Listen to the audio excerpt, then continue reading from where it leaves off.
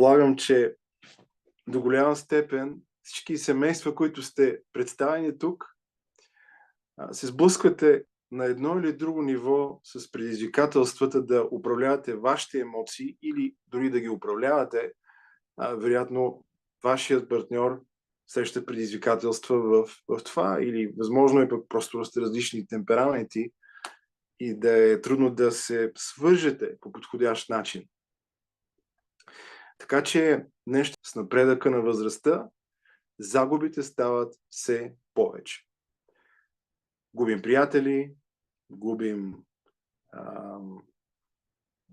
взаимоотношения, които са били важни за нас, губим финанси, може би мечти, които също така ще изгубим. Ние си загубихме вчера папагалчето, не очаквахме, че ще бъде такава трагедия.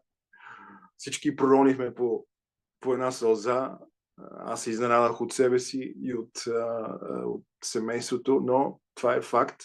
Явно човек се привързва и трябва да си го признае. Аз изпитвам емоционална болка. Да, не е като болката да загубиш жив човек, но си е емоционално преживяване, което е много важно да се признае и след това да се дори да се преживее, да се почувства и след това да се пусне, за да може да се продължи напред.